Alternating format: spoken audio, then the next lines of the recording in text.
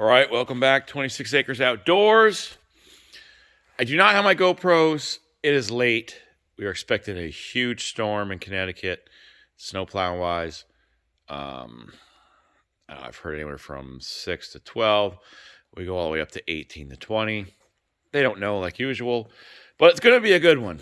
So I expect to be in the truck Friday night or early Saturday morning, 2 a.m., till probably about Sunday afternoon. It's Thursday. I was getting some. I got a new sander. Got the Fisher Polycaster. I picked that up. A couple months. Well, before the season, and I didn't have any lights on the back. Couldn't see a thing. And I looked on YouTube. I bought the the work lights and the strobe light kit. I figured if I'm going to go through all this, I don't want to put the work lights on and then down the road put the strobe lights on. I figured I'd do it in one shot. I did look on YouTube. The directions kind of dicey. And I looked on YouTube. There's not a single video on it. So I'll show you how I did it. It's actually pretty easy once you figure it out. But I'll just show you what I did. So if you read along with the directions, this may help you. So let's see what we got. So first, these aren't adjusted yet because obviously it's 1:30 in the morning. I just put them on. And we'll have to put that on. First things first, you're going to take your spinner off, obviously to get at everything. Second step, this is the cover. You're going to take the 2 screws out of this on the sides here. And then there's one back in there. And then you're going to take the cover off of this, which I completely forgot what the heck it's called at the moment. And that's basically kind of like your relay, I believe. And you're going to take that off, and that's all you have to take off. All this stuff is all the stuff I added. So I'll show you what I did first. It came, what got me a little baffled was it came with these brackets, but that's for if you don't have the notches for the strobes and all that. That was the thing that confused me the most.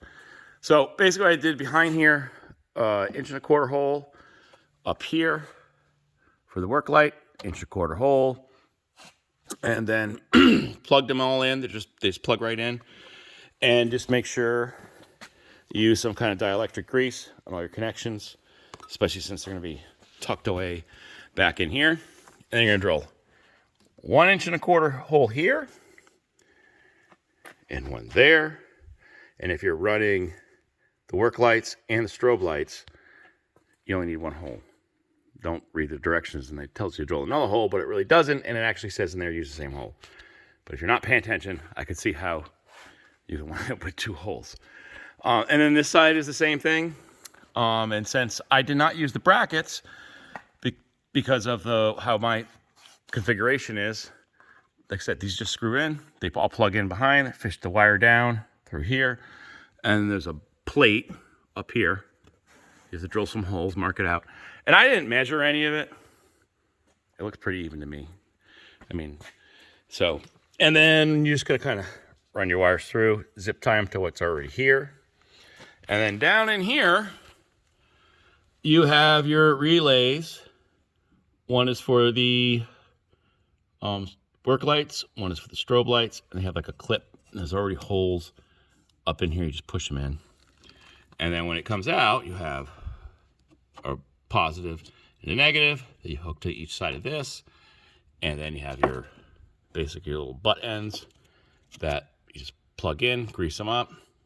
One goes to each light, and they have each one has 2 because I got 2. And then you'll have 2 yellow wires that are random, and the one for the work lights. Or what does it do first?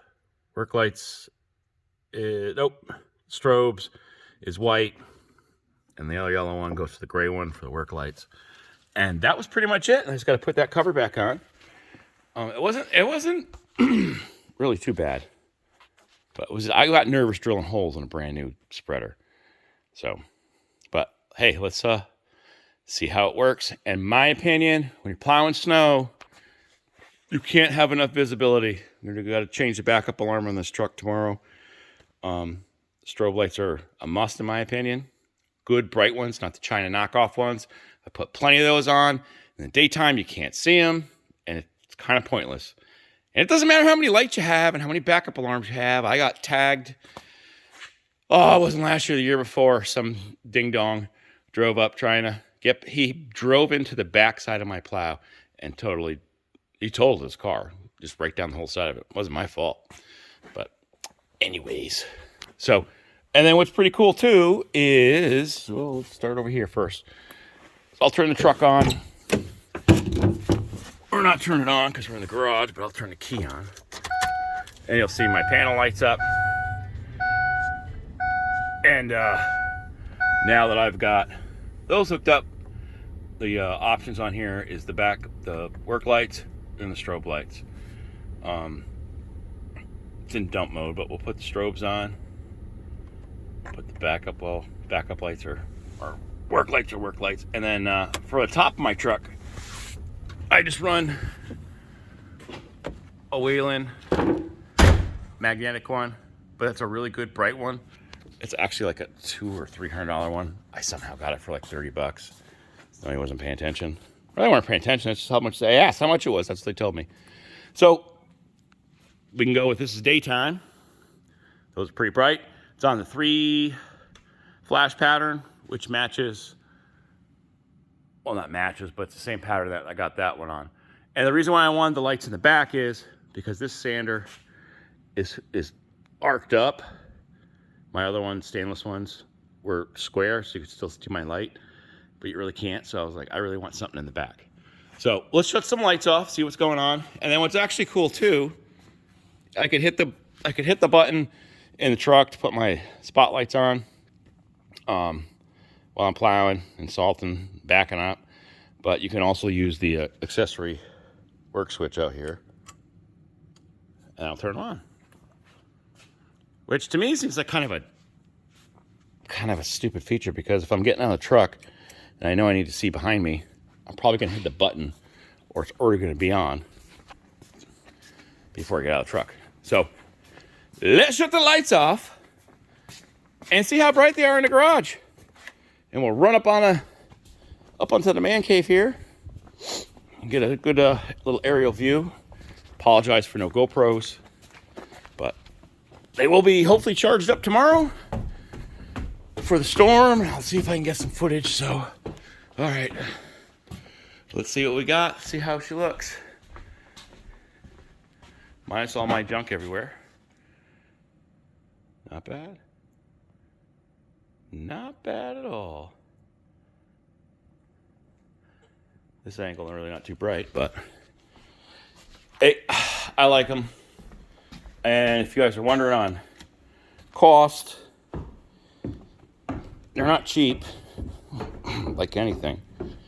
The work lights were, what were they?